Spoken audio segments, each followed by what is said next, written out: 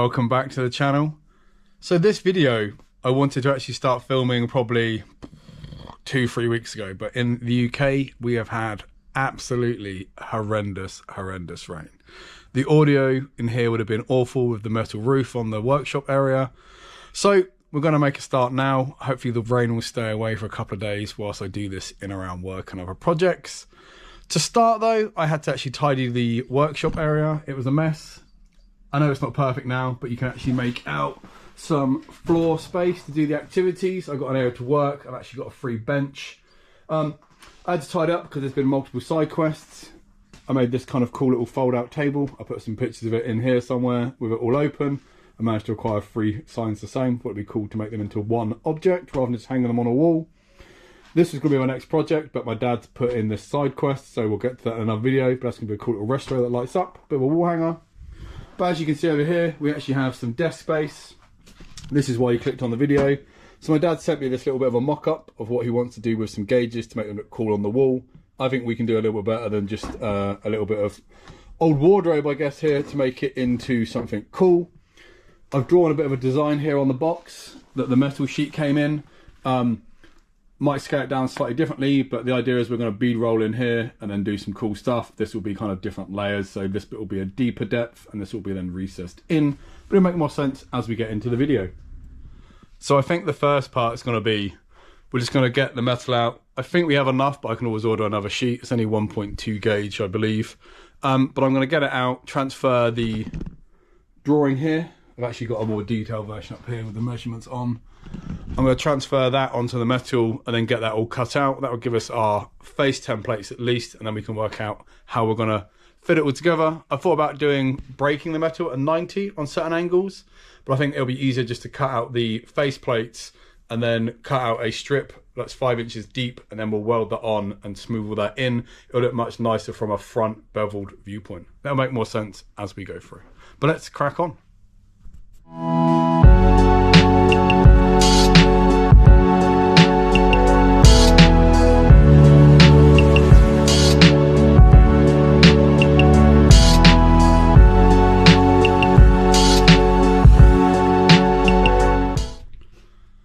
So just then you saw me kind of marking out on the metal all the bits I was going to cut out.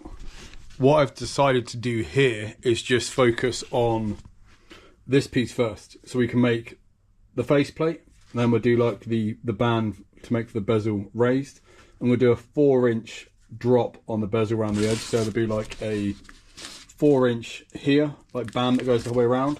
And then later we'll kind of design these 2 bits and we'll just make them so they can be fitted on at the end. We'll just kind of weld each one on, then we can hang the whole lot from the wall. So where are we? I've cut out this piece, which as you can see here, is going to be that piece. And then scientifically, I had the cutouts from the bit of wood earlier. We'll work out where we want these. We'll draw around those and then we'll use the hole saw to cut those in.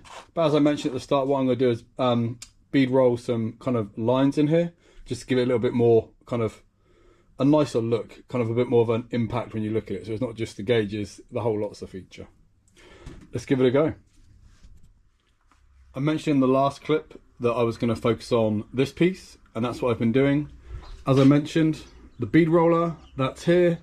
I meant to film what I was doing, but I got a little bit carried away. So as you can see, I really put in the bead rolls on here. For those of you who don't know what it is, it just indents the metal, gets a nice look.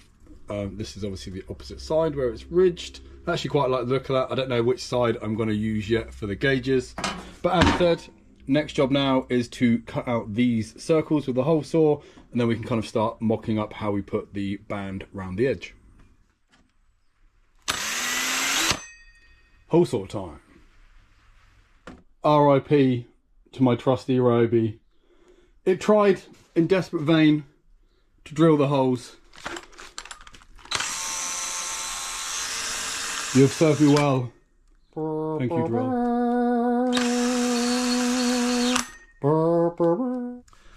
So, as you saw there, my trusty drill is no more. However, the backup old school Black & Decker that has out-survived probably 6-7 drills, Bosch, whatever brands. This thing is hardcore, never lets me down. Anyway, we are catching up with the cardboard template. So as you can see here, we are looking pretty close.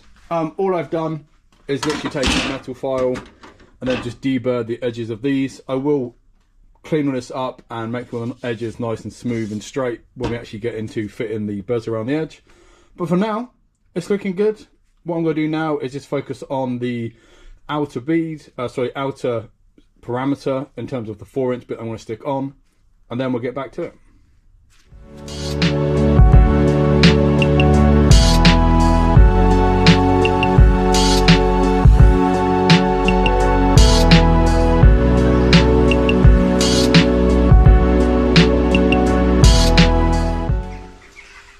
So what you can see there in the time lapse was me just filling the two kind of edges with a kind of bead of spot welds, or what we call it bead, just individual tack welds. They're not the prettiest, but we're now grinding those down, see if we've got any holes. I'll put a backlight in there just to see, but we'll smooth it off and it should look pretty good. But yeah, we're the whole way around. Let's see how it's going. We might have to do a couple more to fill some gaps. Progress is happening. Let me bring you back into where we are. So you can see here, once I spot welded all around the edge, I've just quickly taken the old flap disc on the grinder just to smooth it all off. What I will do is obviously take a metal file around here and some sandpaper and really make that look nice. But as you can see, it's looking good. It's kind of all one piece now. What I have to do now though is just put a section in here. I'll just actually repeat the same process of just spot welding a panel in. Right, onto that. As I mentioned, I just welded that panel in. They're not the prettiest of welds, but it's on the bottom. Once that's all ground out, it should be absolutely fine. It's really hot. You can see we've got good penetration the whole way around. Yeah, I'm pretty happy with that. Let's grind it off. We are looking pretty good. This was the bit here where the panel went in. You can see good penetration. Just ground it down. I'll do some filing at the end, but so far, so good. Definitely the perfect time for a quick speedy tea break. It's good. I've also tied up slightly because there was tools everywhere. The tools are now up here on this side. Next, we are going to focus on, let's grab the template. So we are at the point where I think this is what we're going to focus on next. It's going to be about the same size. This ignition bit here will actually have a turnable ignition so we can power the lights for the gauges. I'll probably put a little logo on the top just so it looks like a proper dashboard. The aim here is it won't be that big. It will probably come up to about 3/4 of the depth just to give it a little bit of a transition between the two pieces, but I think it will look good. So I'm going to cut that out of metal. Should be quite easy. Just going to follow the same process of this, where I make a front plate and then a side beading, and then we'll just kind of weld all that on. This will be the more challenging one because we're going to kind of inlay the glove box door, but we'll get to that in the next segment.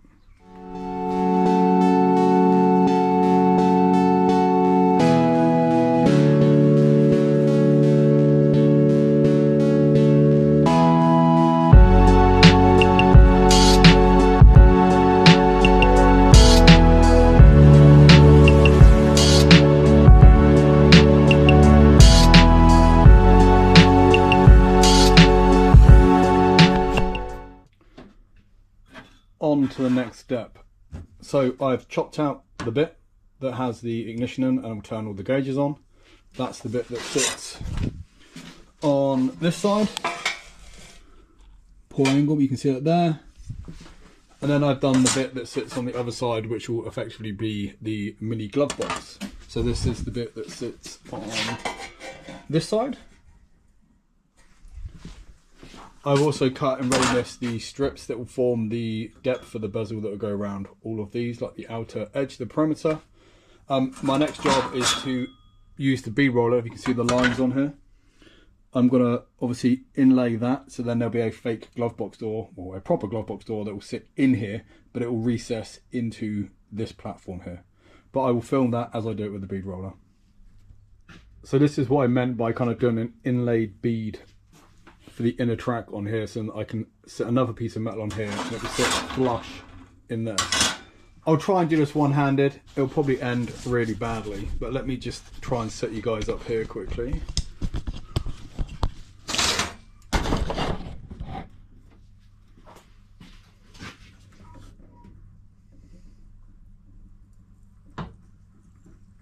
Definitely easier with 2 pairs of hands.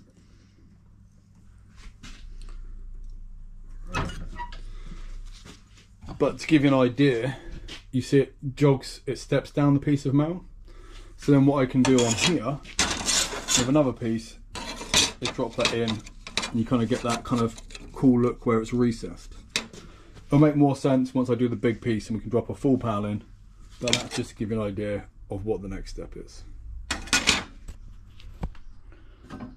Next update, so you can see here I've used a different set of rollers on the bead roller, or beads I would say.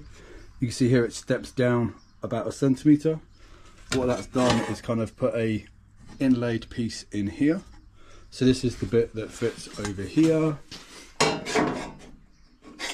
which will form our kind of glove box door area.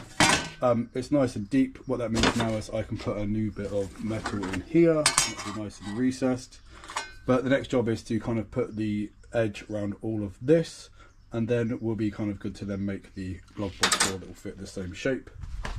Also, as an update, I've done the ignition piece. Same process as before. But yeah, let's move on to the next piece. Just a speedy update on the third piece. So you can see I've just tacked the edge on here. I won't touch it because it's still hot, but my aim now is just to go through and literally stitch weld this one at a time as we go around, and then we'll get this one caught up to the other 2 pieces, and then finally we'll cut out this middle section. Well, I wouldn't say they are the prettiest welds I've ever done, but it is completely sealed up. Certainly strong enough for what we need to do here. Really good penetration. It's probably scalding hot. Yeah, we're looking good. Let us cool off and I'll grind it down and we'll make it pretty, and then cut the middle out. This bit here. Hot. I've been grinding away, but we're making good progress. I'm going to leave it here for tonight and come back on this tomorrow, but it's starting to look like a dashboard. It's hard to see in this light, but as you can see, at the moment it's only held together by some magnets. The fit will be much tighter when it's done. I haven't chopped this yet. I'll do that tomorrow. But yeah, it's looking good, and then it's time for accessories.